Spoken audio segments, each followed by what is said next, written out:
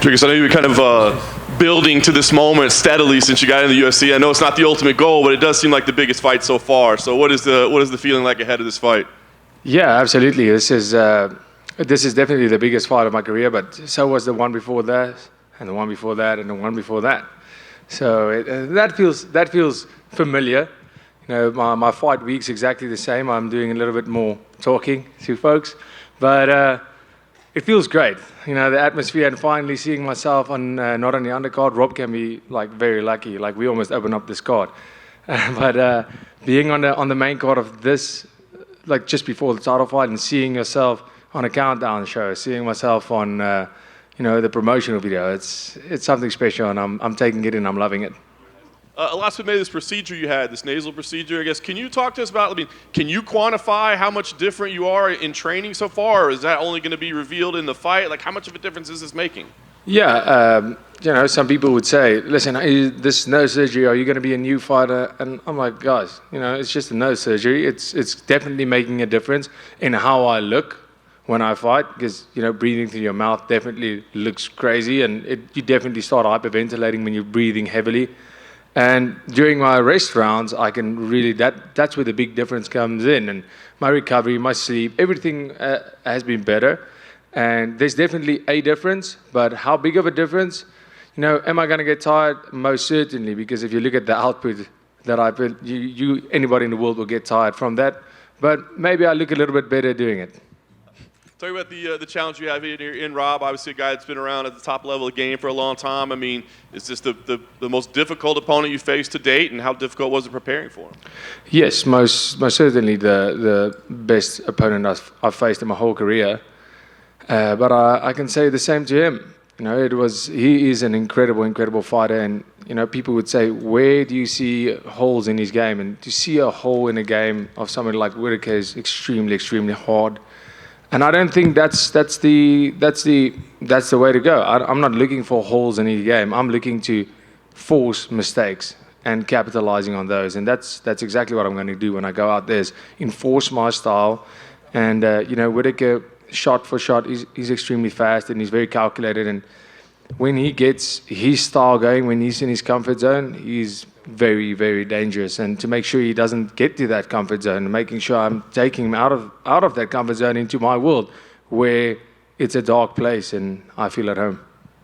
Last thing for me, we know this is a big fight, but I guess the question is just how big? Is this a number one contender fight? Does the winner get a title shot? I guess what's your understanding of this? You're viewing it as a number one contender fight, and are you looking at a quick turnaround in Sydney as a possibility? Is that even remotely possible 2 months from now, 9 weeks from now? Well, up until this point, I've been this past 7 months, I think this is my third fight in 7 months.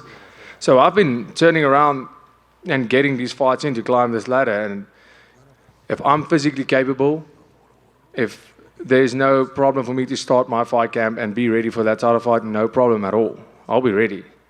And but not even considering that when I get into the cage with Robert Whittaker. I'm willing to take a limb off and this be the last fight of my life to beat Robert Whittaker with that piece of limb. I'm not even thinking about this title fight right now. I'm thinking about Robert Whittaker, and I guess they'll decide if I'm number one contender or not. Dricus, over here. Kind of going off of that, like say you are in a war with Rob and you're too banged up to have a quick turnaround to Sydney. Is the fact that Israel keeps bringing you up, like he seems to want to fight you. So say Israel fights someone like Sean Strickland in Sydney and wins, like you're still most likely going to get that Israel fight even if you can't fight in Sydney. Is that in the back of your mind too? Like just you got to beat Rob no matter what, right? Yeah, sure. That's like I said. We can literally sort out all of that. And at the end of the day, it's not my call. It's the UFC's call. But there won't be any denying me as the number one contender after I beat Rob. But yeah, if that's the way they want to do it, if it's not possible for me physically to fight in Sydney, if there's injury or like you said, if you get extremely bad cuts, there's no way that then you're out for a couple. When that's you never know what happens in the sport. But like I said, it doesn't bother me. At the end of the day, it's nothing about. I don't want to fight Izzy. I want to fight the guy with the belt. So whether it's Izzy, whether it's Strickland, I don't care. For me, it's about fighting whoever has that title to become the champion. Rob was in here earlier, and he actually labeled you as the most dangerous fight for him because he viewed you as a fighter with nothing to lose, and he said there's nothing more dangerous than fighting someone with nothing to lose. I'm curious if you view yourself in that same way. Yeah, I don't know what he means. I have everything to lose. What do you mean? You know, I've built up this record. I'm fighting for number one, to be number one in the world, to be the champion, the world champion. What does he mean? Of course I have something to lose. I have everything to lose. I'm here to win. I'm here to be the UFC middleweight champion of the world, and I have to get through Robert Whittaker, which is a very, very tall order. But I'm prepared to do whatever it takes to beat Robert Whittaker and get my shot at fighting for that title. But nothing to lose, that makes no sense. And unrelated to this fight, what do you make of your countryman Elon Musk possibly trying to have an MMA fight with Mark Zuckerberg? That's interesting. I think it's going to it'll obviously be massive, but I don't know what do you say to something like that? Yeah, I mean, I guess we'll see. It'll be massive, but it'll be cool to see what they can manage to do. I guess the technology and the training will be next level. Hey, Dricus, over here. Hold on, one more. sorry. Sorry, just one more. It's Robbie's Lawler's last fight on Saturday. I'm just curious if you have any favorite memories or favorite fights of his career. Oh man, obviously favorite fight. You can't go anywhere else than Rory McDonald fight, and you know, obviously you can almost go and say in that same fight is the favorite moment ever, where they just did that stare down, and Robbie Lawler, his lip was so busted, and when he spit, there was just blood everywhere. And of course, another massive moment in his career is when him and Johnny Hendricks fought. And it was almost, that became his signature move. Like the last minute and a half, he would just be like, even though he's so tired, just go like, oh, it's my opponent's holding Thai pads, and he'll just be teeing off, kicking. And the fact that the man in all of his fights didn't go for a submission once, that is the coolest thing ever, and that is so badass. He has all my respect, and he's an absolute legend. Dricus over here. Sorry again, Jose. Didn't mean to jump the gun there. Robert Whittaker is an extremely tough guy to finish. We've seen, I think the only guy to knock him out at middleweight was Adesanya. You're used to finishing your opponents. Does that change the game plan at all, just with how durable he is? No, it's, not really comparable, but my debut fight, I fought Marcus Perez, who's never been finished, and I've only had finishes, and that was one of those fights where I was like, wow, this is interesting, because, and he has a lot of fights. A guy who's never been finished versus a guy who's only finished his opponents, and I got that finish. So, it's just my style. It didn't change my preparation at all. I'm going out there, and if I can't finish Robert Whittaker, it's going to be a fight like Brad Tavares. He was so extremely tough that, it wasn't for a lack of trying. But if that's the case, I'm more than happy to go to that decision, because Brad Tavares' fight up until this point in my career was my favorite fight. It was such a cool fight to be a part of. Watching it as a fan, it's amazing. And if I have that kind of fight with Whittaker, I would love that. But, I'm going out there. If this opportunity comes in the first minute, I'm taking it. And if it comes in the last second, I'm taking it to finish this fight. I know you don't train there all the time, but I saw Brennan Allen called you out, and Brennan obviously is at Killcliff. You've trained there before. Did that surprise you a little bit? Well, this time around, no, because I've heard, I don't know, man doesn't like me, but I don't know. I haven't really spent a lot of time with Brendan personally. We haven't sparred or anything like that while I was there. So yeah, I guess he sees something in me which he can beat, or he doesn't like, or maybe he's like, this guy's too pretty, I want to beat him. But no, Brendan, he's been doing great in his fight. The fight against Silva was great, and obviously the fight against Andre Muniz, that's impressive win. So good for him. I'm glad he's finally getting some wins, but if consistency-wise, we've seen in the past. So yeah, good luck to him. What did you think of Sean Strickland's win over Abus Magomedov last weekend? Well, great.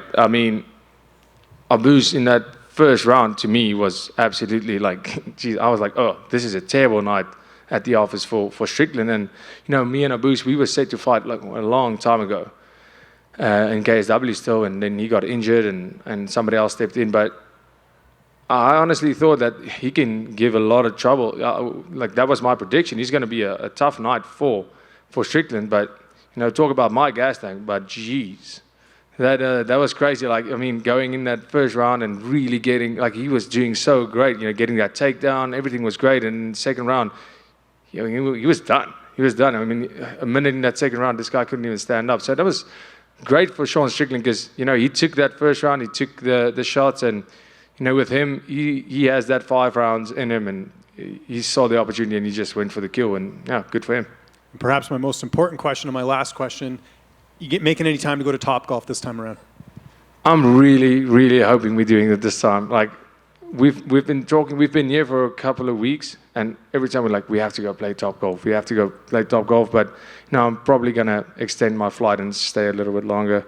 Just for Topgolf, just to stay well, longer. Listen, I don't even like playing golf, but Cameron has been in my neck about this Topgolf for so long. Like, he's like, we have to go play Topgolf. So, I'll grant him his wish and we can go play Topgolf because it's always a vote and nobody's voting for the Topgolf. Dricus over here. You just back here. Where? Over here. Oh, hey. You just mentioned Cameron, your teammate Cameron Simon. He's been on the same card as you every fight since his UFC debut. How special has it been being able to represent South Africa together on these big cards? Oh man, it's absolutely amazing to see the support grow. More and more people recognizing us over here as the South African duo, and also back home, how people are just, the support grows. It feels like everybody is supporting until the next fight comes and more people are supporting. It's incredible. So for us to carry that flag, it means the absolute world. And to have him fight, because all the cards that I've been fighting on has been big cards. So it's almost like throwing him in deep, because he's fighting on these massive pay-per-view events on the undercard. But that is, he's been stepping up to the plate. He's absolutely incredible, and I can't wait for you guys to see what he brings to the table this time. But for us, so there's that competition. Let's see who gets the best, who gets the finish, who gets the performance bonus. It's great. It's an amazing experience for the both of us, and yeah, we're loving to fight on the same cards, and it makes things just so much easier. And putting the shift back on you, it seems as if a lot of other fighters here are kind of counting you out on this matchup. Is that like a chip on your shoulder that you carry to not only win this fight but also prove everyone else wrong? Yeah, I don't really care about proving anybody wrong. It's more about proving people right. That's all it is for me. Being counted out, odds don't win fights. Fighters win fights, and I'm a fighter. So I'm going out there. I don't care about the odds or what the other fighters say. For me, they'll all find out soon too if they make it to the top of the pile. And your last 4 fights have been in Vegas, specifically at the T-Mobile Arena. You're about to head into your 5th in a row over there. What's your favorite part about fighting in this arena? Right now, it's the familiarity.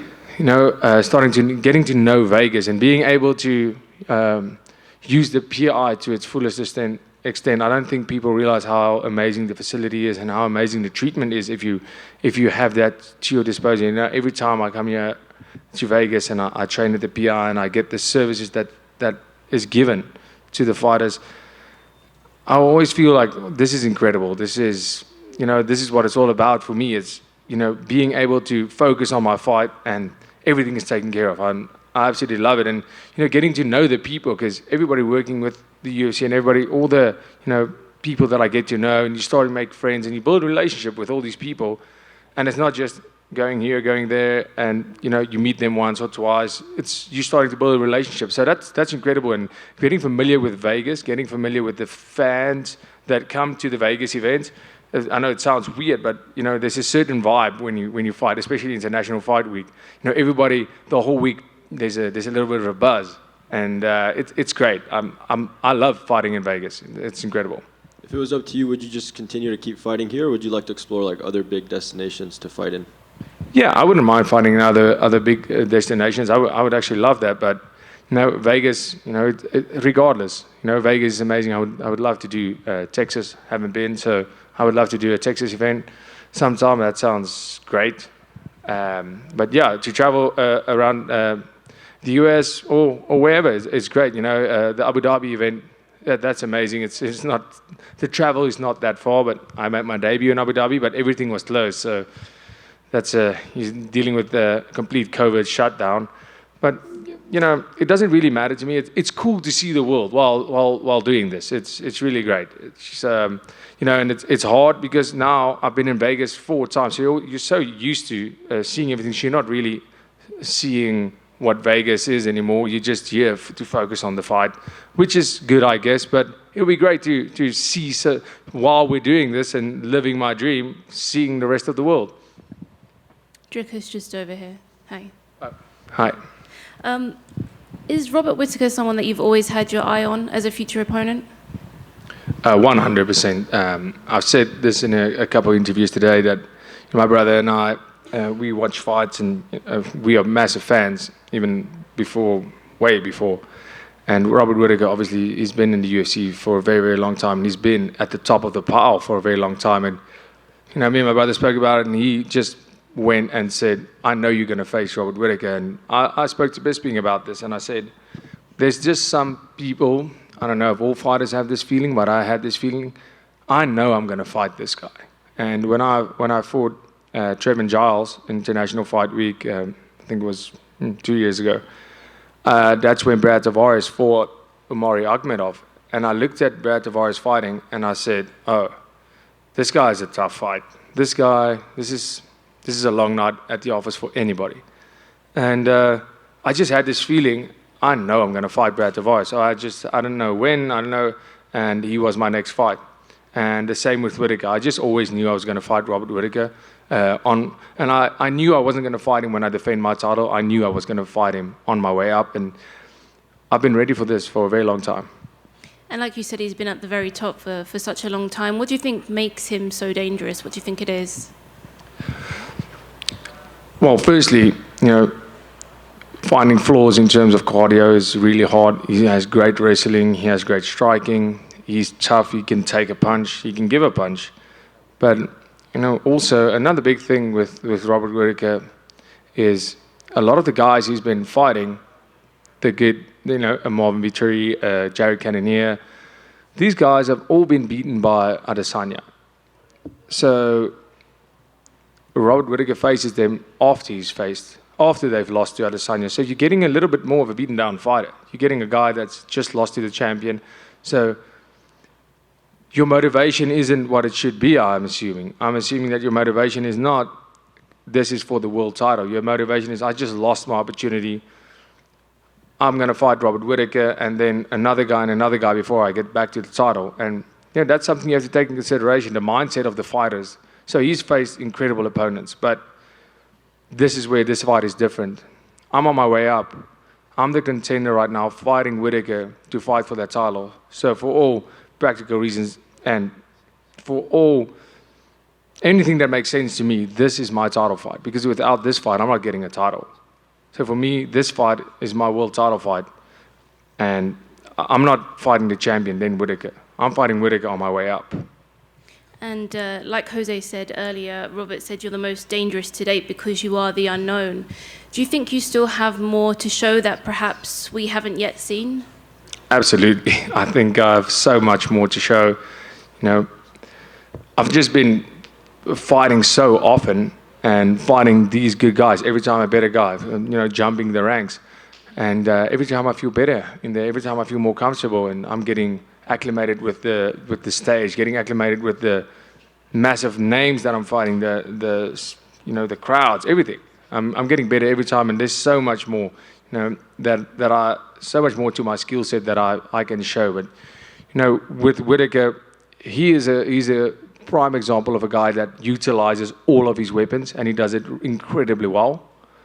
And what's gonna be needed from me to put on the performance that I know I can with this and to finish Robert Whittaker is going to be the best version, and every single part of my game is going to be needed from me to do that, to finish Robert Whittaker and do it in spectacular fashion. It's going to need my best striking, my best grappling, my best wrestling, and definitely my best performance to date. With everything that is at stake, would you say this is the biggest moment of your career so far, and do you feel that? Yes, without a doubt. But like I said, it feels exactly the same as the previous one. And last one from me, there's obviously two big title fights headlining this weekend. Just wanted to get your opinion on the main event between Volkanovski and Rodriguez.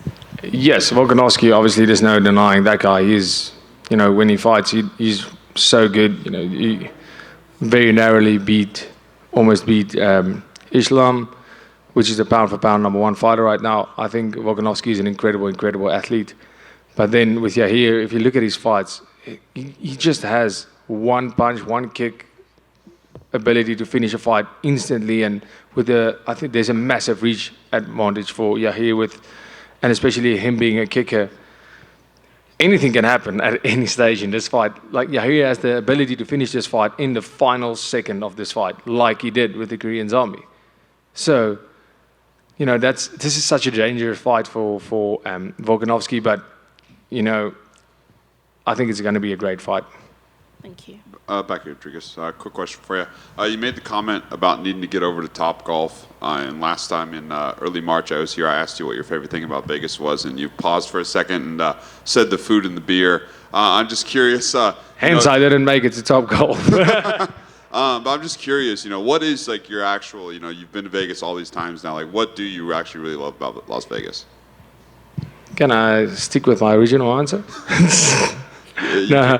I mean, I guess that's really, having, but, beer and food everywhere in the world is amazing. But, right here, it feels like where everybody comes for a good time. That's what you get, the vibe everywhere you go. It's just good times all around. You don't see anybody like not on your level when you're in Vegas. So when you go out to celebrate, there's going to be a lot of people on the same level as you. If you go out and I'm cutting weight and just sitting, there's people that work here and live here normal. They're not celebrating every day, and that's on your level. So I guess this place caters for everybody, all needs and all situations and all energy levels. Perfect. And then last question for you. I know you said you don't really care about what the outside perception is, but I'm curious, every fight you've had so far in the UFC, you haven't lost yet. You're normally the betting favorite, but here you're talking about being one of the biggest underdogs on the card. Does your perception change when the fighter is, maybe theoretically supposed to be better than you?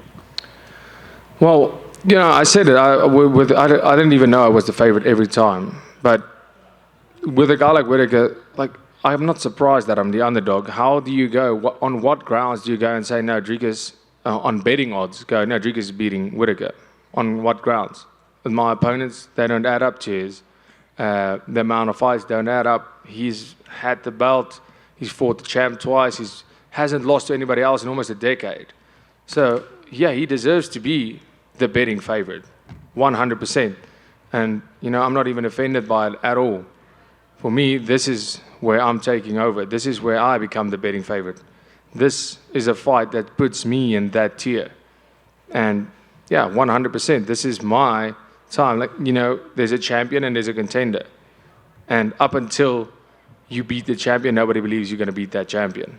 And Robert Whittaker, rightfully so, is a fan and betting favorite.